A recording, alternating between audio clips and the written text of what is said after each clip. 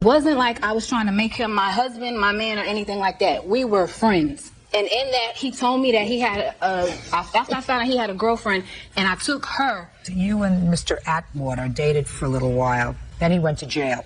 Yes. Why is that funny? Because we never dated, y'all. It was just I said to her, according to her complaint, okay, the two of you dated for a while, and then you went to jail. I didn't think the going to jail part was funny. And while he was in jail, he made a series of collect calls to you. Right. And it went something like this. He would call you and ask you to connect him on a three-way call to this lady here. Initially, it was his sister. Well, that's what he told you. That's what he told me. But I said, to this lady here. Yes. Who happens to be his fiancée or girlfriend. Yes. Shh. Now, every time he called you collect, it cost you $2.70. Correct. So you want him to pay for that.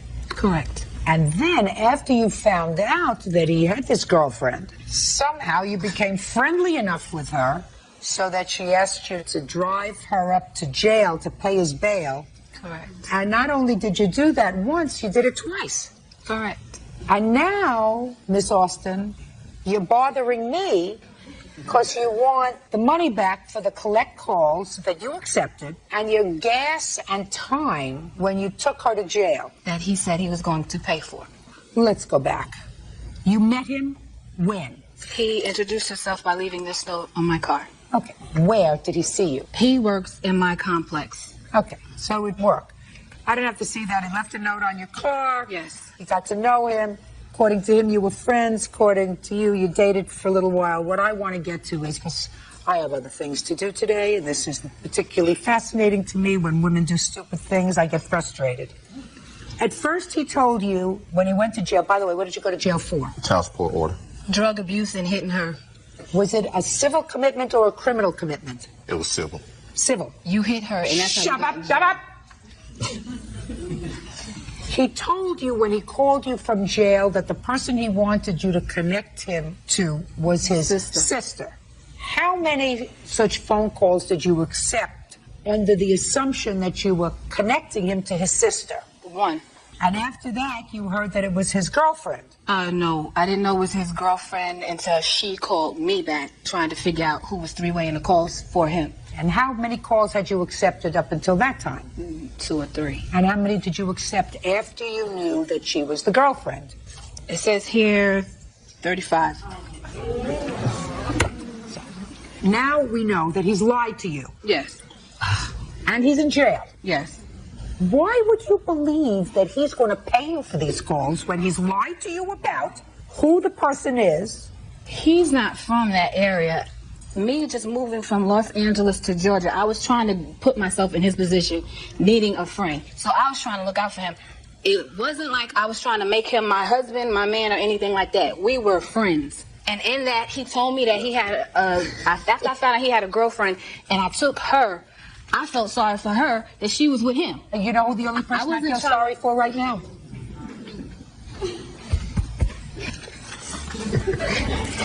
It's Austin. How much did it cost you, all this stupidity of yours? How much in phone calls? Between 150 and 175. No. Between 150 and 175 is not an answer when you're in court. 150. $150. Now, Mr. Atwater, Yes, ma'am. who's supposed to pay that $150? Well, since we were friends, I appreciate the call she did herself for me, but Why didn't she collect the call? They ain't one having thing- a phone at the house. Quiet. for one thing, y'all, we had a cell phone. We didn't have a household phone then at the time. And we can't make collect calls to her, so I thought I would call her. And she was notified before she accepted the call, $270 per call. She had an option to hang up. Does not say that. If you say one more word, I'm just going to throw you out. Do you understand? Yes, Your Honor. Good. She was opted to either accept the call or not to. Did you tell her that you would pay her back for I these never calls? told Courtney I would pay her. She told me every time I would call her and she do the three-way, she'll tell me to hang up and call right back. I don't know what that means. Okay, like you get 15 minutes for $2.70. So after the 15 minutes is up, she would tell me to hang up and call right back. And you would do that? Yes. And you, I didn't. Sorry, am I looking in your direction? No. Mr. Atwater, Yes. Is it your statement to me that you never said to Miss Austin, please do this collect calls because we have no phone in our house, so if you do this for me, I'll pay you back when I get out? I never told her I was going to pay her. I don't believe that. See, that I don't believe. That I don't believe. I believe you told her you'd pay her back for the phone calls. That's Your one Honor. bit of stupidity. You may not have meant it, Mr. Atwater. Your Honor. I'm speaking. What did you ever do for her? I never did anything for her. That's what I mean. Why in the world? Because we were friends, Your I'm Honor. That's all we were, friends. I'm speaking. Did Miss Mayfield know that she was your friend? Not at the time. She was in Miami at the time. Exactly. And I did. Just to answer my question. I said, did Miss Mayfield know that Miss Austin was your fiancée? And you said no. That's the only information that I need. Now, as far as taking her to and from the jail, tell me how that came about. Fast! Basically, he told me that he was going to pay me the money when he got out. She needed to go pay his bail money. She had $500. His employer put up the other $500. I took her to go get the money from the employer. We went. We didn't make it that day. I had to take her back the next day to go pay his bail. They wouldn't release him because he had a drug charge and he had hit her, which is originally why he went to jail. Then we had to go the next day, something about getting his clothes because the county would put him in jail. You didn't have to do anything. No, I didn't. I did it out of goodness of my heart. That's right. So then don't bother me about it if you did it out No, of the he goodness told of me your he was heart. going to pay me for it. It wasn't like he said he was going to pay Miss me for my Austin? trouble. Miss Austin, you did not have a contract with Mr. Atwater, and you certainly I didn't do a have one contract right with here. Mayfield. Yes, I do. Good, then let me see it. Exactly what I said, Miss Austin. It says you can threaten us all you want. We'll pay for your phone bill. Nowhere does it say that they're going to pay for you taking her to and from jail. I believe that he said to you, if you accept these collect calls, I'll Your Honor, put your hand down. That he agreed to pay for the phone bill, but for nothing else. So that's your claim, $150. Now you have a counterclaim for harassment. Yes. Get to it fast. Okay, and that statement right there, what she has on the second page, that was after that she brought the cops to our house. So we put it in writing. The cop told her to go ahead, take it to the courtroom, and file the claim. And she did that. Just a second. And she did You that. said here, I'm going to pay you the money for the phone bill. Stop bothering me. Exactly. Right. But she never stopped. Let's get to your counterclaim. You've got a counterclaim for harassment for $500. I'm going to hear you. 10 seconds or less. The harassing emails, taking notes to our door, bringing the cops to our apartment complex. Where that is not tolerated, we cannot have no kind of commotion going on. Why didn't you pay her phone bill? Because I never did tell her that, Your Honor. I don't never did believe tell that. her. And she was trying to collect a debt. You're not supposed to take advantage of people, Mr. Atwater. You're not supposed to take advantage of people's feelings and emotions. One girlfriend is in Florida, one friend is here. Friendships usually work both ways. She does a favor for you, you do a favor for her. You did no favors for her. You were a taker. You have to pay her back for the phone. Put your hand down. Are you still bothering them?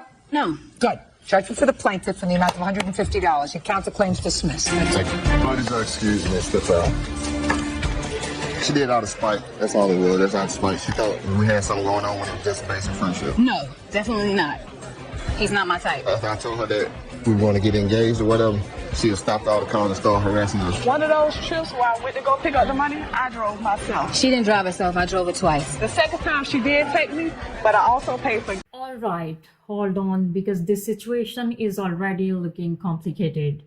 Let's slow this down and really understand what's happening here. You are saying there was no relationship, just friendship.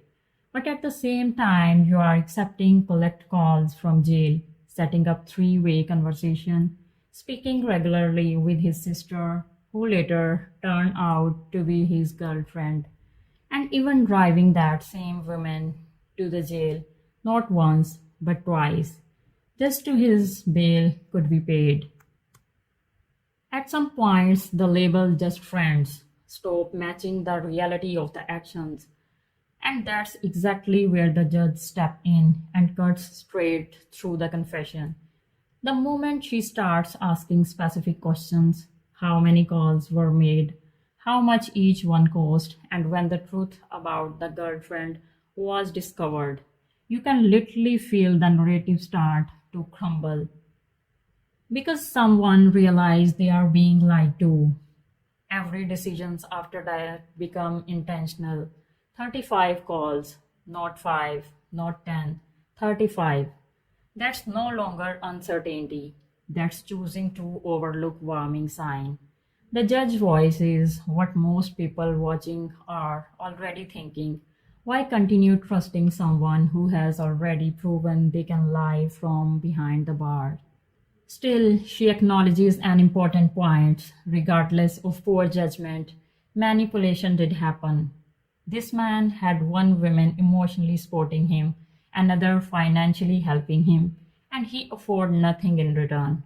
No responsibility, no effort, no accountability. Even his behavior in court tells a story, interrupting the judge, refusing to listen, trying to redirect blame. Those moments reveal more about character than any testimony could. And when the judge finally says, I don't believe you, that's essentially the end of the argument. One of the strongest lessons from this case is about balance in relationship. Real friendship involve mutual respect and support. When one person keeps taking while giving nothing back, it stops being relationship and start looking like exploitation. In the end, the court award reimbursement for the phone expenses, dismisses the harassment claim, and delivers a clear message about personal responsibility. Because kindness without boundaries can become costly, not just financially, but emotionally too.